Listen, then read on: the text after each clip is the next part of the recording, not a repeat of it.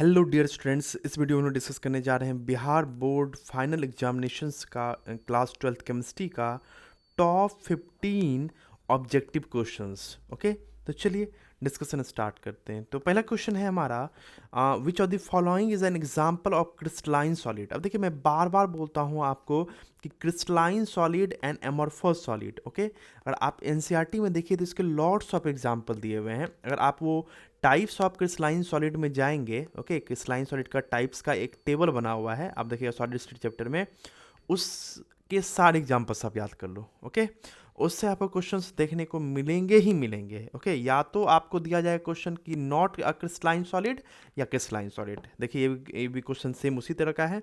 Which of the following is an example of crystalline solid? Rubber, plastic, glass और ice. तो हम जानते हैं राइट आंसर इज आइस।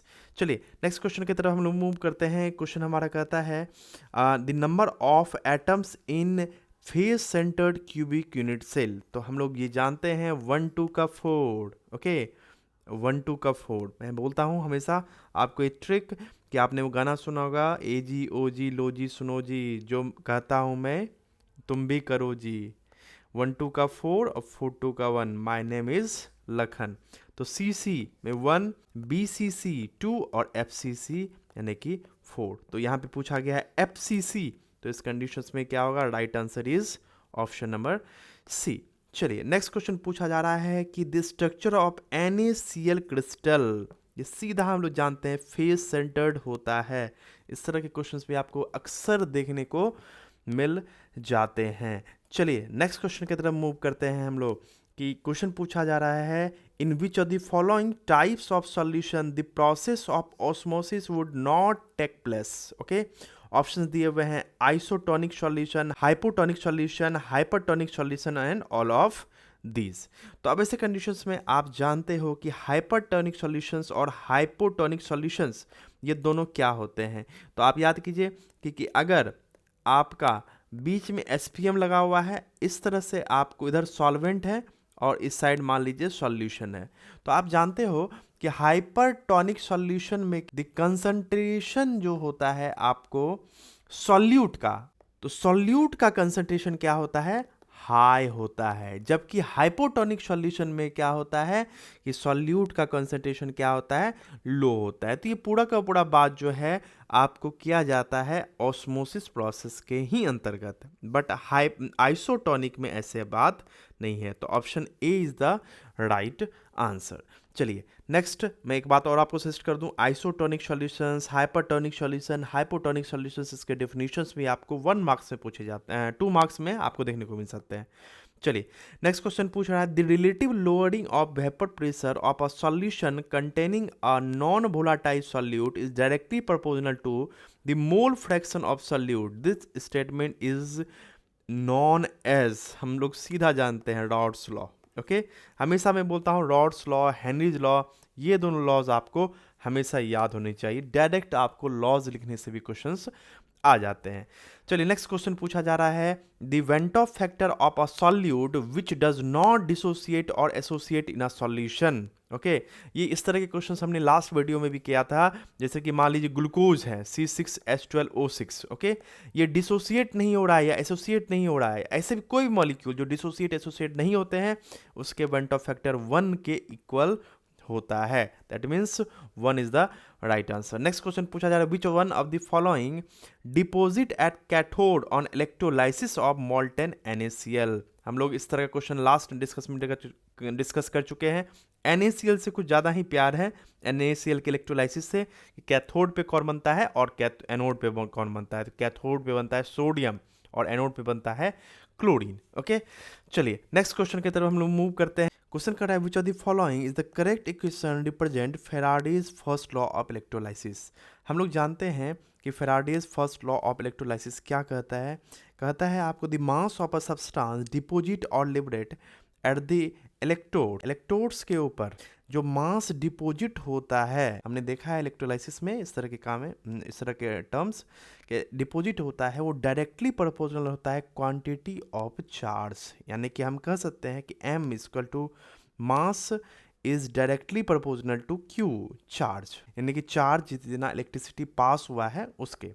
अब इसी प्रोपोर्शनल को हटाने के लिए हम लोग क्या करेंगे, लिखेंगे m equal to Z Q, और देन आफ्टर अगर हम लोग इसी को हम लोग जानते हैं कि z इक्वल टू होता है आई टी, तो हम लोग लिख सकते हैं m equal to Z I और टी। अब यहाँ देख सकते हैं हम लोग कि यहाँ पे जेड आई टी से कौन सा ऑप्शन है, तो M Z equal to C T, बिल्कुल नहीं, एम इक्वल टू, और आप देखने जाते हैं तो C Z T, this is the right answer. आप बोलोगे सर ये सही आंसर कैसे हो सकता है, तो यहाँ पे क्या किया गया है ना माय डियर स्टूडेंट्स, कि आई यहाँ पे जो आप देख पा रहे हैं कि आई जो आपको दिया हुआ है इसके जगह जो है सी से रिप्रेजेंट किया गया है। आप यहाँ पे देख सकते हो सी जेड टी, यानी कि आपको आई जिससे कि हम लोग रिप्रेजेंट करते हैं करंट को, उसे यहाँ सी से रिप्रेजेंट किया गया है। तो राइट आंसर क्या होगा, option B is the right answer. देखिए कभी कभी आपको जो है प्रेजेंस ऑफ माइंड भी इस्तेमाल करना होता है, जब आपको चारों में से कोई भी ऑप्शंस नज़र नहीं आ रहे हो तो बेस्ट ऑप्शन जो है वो सिलेक्ट करना होता है ना। नहीं तो बहुत सारे स्टूडेंट सारे को गलत करके और छोड़ के आते हैं, तो कभी छोड़ना नहीं है माय डियर स्टूडेंट्स, आपको सही जो बेस्ट ऑप्शन हो वो लगा के आना है आंसर, ओके। उससे भी निगेटिव मार्किंग आपको अवेलेबल नहीं है। चलिए नेक्स्ट क्वेश्चन की तरफ मूव करते हैं। हमारा क्वेश्चन कहता है विच of the following reaction is not possible at anode, इसमें से कौन सा जो है एनोड पे पॉसिबल नहीं होगा, ओके।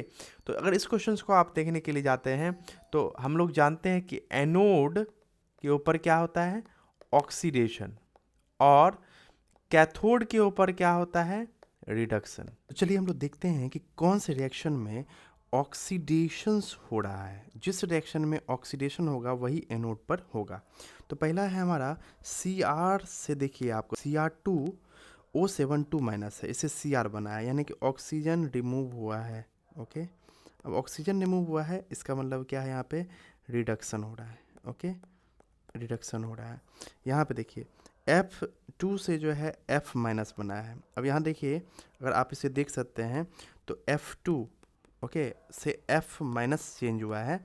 यहाँ देखिए जब फ्लोरीन है यहाँ पे होमो एटॉमिक मॉलिक्यूल है, होमो डायटोमिक मॉलिक्यूल, इसका ऑक्सीडेशन नंबर 0 होता है और यहाँ -1 हो गया है, यानी ऑक्सीडेशन नंबर डिक्रीज हुआ है, और डिक्रीज इन ऑक्सीडेशन नंबर कहलाता है हमारा क्या, रिडक्शन। तो आप पहले वाले में भी रिडक्शन हुआ है, दूसरे वाले में रिडक्शन हुआ है, तीसरे में देखते हैं, देखिए O2 से यहाँ क्या कन्वर्ट हो गया है, H2O में कन्वर्ट हुआ है, ओके, H2O। अब देखिए H2O में कन्वर्ट हुआ है तो इसे आप देख सकते हैं कि यहाँ पे 0 ऑक्सीडेशन नंबर और यहाँ -2, तो यहाँ भी रिडक्शन हुआ है, यानी तीनों के तीनों में आपको रिडक्शन दिख रहा है। यहाँ ऐसे भी आप सोच सकते हैं कि HO2 में हाइड्रोजन ऐड हुआ है तो एडिशन ऑफ हाइड्रोजन रिडक्शन कहलाता है। आप किसी भी तरह सोच सकते हैं। तो सही ऑप्शन क्या होगा, option number D, none of these. सारे के सारे रिएक्शन जो हैं यहाँ पे जो भी हैं सारे के सारे कैथोड पे होंगे, एनोड पे कोई भी नहीं होगा। नेक्स्ट क्वेश्चन हमारा, विच of the following electrolytic solution has list specific conductance. हम जानते हैं स्पेसिफिक कंडक्टेंस डायरेक्टली डिपेंड करता है आपको कंसंट्रेशन ऑफ आयंस, यानी कंसंट्रेशन ऑफ इलेक्ट्रोलाइट्स। अब जितने ज़्यादा इलेक्ट्रोलाइट्स होंगे उतने ज़्यादा आयंस होंगे और इस पर डिपेंड करता है। तो जहाँ लिस्ट की बात है तो जहाँ सबसे कम ज़्यादा कंसंट्रेशन होगा वहाँ पे आपका लिस्ट होगा। तो आप यहाँ देख सकते हैं 2n है, यहाँ 0.02n है, यहाँ 0.02n है और यहाँ पे 0.2, तो सबसे कम का है ऑप्शन बी में। चलिए नेक्स्ट क्वेश्चन तरफ मूव करते हैं। तो नेक्स्ट क्वेश्चन कह रहा है for a reaction 2A gives B the rate of reaction would be represented by which of the following, okay. तो आप जानते हैं कि रेट किस तरह से हम लोग लिखते हैं, तो रेट लिखते हैं स्टोइचोमेट्रिक कोएफिशिएंट को 1 में करके, ओके, यानी कि यहाँ पे होगा -1/2 कंसंट्रेशन ऑफ A/dt। देखिए कौन सा सही आंसर है, तो आप यहाँ आसानी से चेक कर सकते हैं कि इस क्वेश्चंस में आपको दिख रहा होगा this one is the right answer. यहाँ निगेटिव भी साइन देखना है, कभी कभी स्टूडेंट जो है इसे मार के आ जाते हैं लेकिन निगेटिव साइन नहीं है तो वो गलत होगा, तो option C is the right answer. चलिए नेक्स्ट क्वेश्चन की तरफ मूव करते हैं।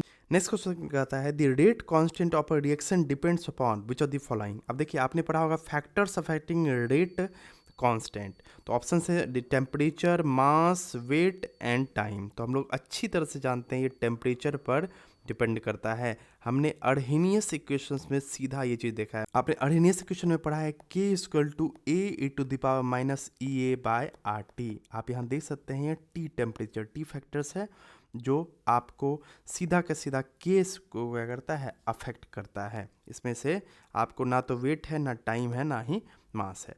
चलिए नेक्स्ट क्वेश्चन की तरफ मूव करते हैं। नेक्स्ट क्वेश्चन है विच of the following is not a first order reaction. मैं हमेशा बोलता हूँ आपको कि ऑर्डर ऑफ रिएक्शन के एग्जाम्पल से क्वेश्चंस जो है आपको भर भर के पूछे जाते हैं, इसलिए zero order, first order, pseudo first order reaction, इन सभी के एग्जाम्पल्स को आप अच्छे से ध्यान में रखिए। तो इसमें से पूछा जा रहा है कौन फर्स्ट ऑर्डर नहीं है। हम जानते हैं कि ये और ये तीनों का तीनों फर्स्ट ऑर्डर का एग्जाम्पल है, जबकि ऑप्शन डी जो है, option D is the right answer. ये आपको फर्स्ट ऑर्डर नहीं है, ये क्या है, सेकेंड ऑर्डर रिएक्शन है। चलिए नेक्स्ट क्वेश्चन की तरफ मूव करते हैं। क्वेश्चन में बोल रहा है द ऑर्डर ऑफ रिएक्शन आपका H2 plus Cl2 gives to HCl in water. Okay, ये कौन सा टाइप ऑफ रिएक्शन है। हम अच्छी तरह से जानते हैं कि ये जो है ना तो H2 ना तो Cl2 पर डिपेंड करता है, इसलिए ये क्या है, आपका जीरो ऑर्डर रिएक्शन है। फिर देखिए मैं बोलता हूँ कभी कभी आप याद नहीं रख पाते हो कि किस पे डिपेंड करता है या नहीं करता है, तो एक्सप्लेनेशन रिक्वायर्ड नहीं है, आप बस क्या कर लो, एग्जाम्पल्स याद कर लो। ओके, 4-5 एग्जाम्पल्स हैं जो कि ओवरऑल है, आप उसे याद रख लोगे तो काम चल जाएगा। अगर आपको एग्जाम्पल्स नहीं मिल रहे हैं तो आप मुझे कमेंट करके बताइए, मैं आपको प्रोवाइड कर दूंगा। अगर रीज़न की बात करें तो देखिए मैं रीज़न भी एक्सप्लेन कर दिया मैंने, क्योंकि ये हाइड्रोजन और क्लोरीन के कंसंट्रेशन पर ये डिपेंड नहीं करता है रेट ऑफ रिएक्शन, इसलिए जीरो ऑर्डर रिएक्शन है। चलिए, तो इस तरह के जितने भी मैंने क्वेश्चंस इस वीडियो में आपको कराए हैं, इस टाइप के क्वेश्चंस मल्टीपल टाइम पूछे गए हैं। ओके, तो चलिए मिलते हैं नेक्स्ट सीरीज में। अगर आपको वीडियो पसंद आया हो तो लाइक करना ना भूलें, चैनल को सब्सक्राइब करना ना भूलें और कमेंट करके अपनी प्रतिक्रिया जरूर दें। Thank you so much.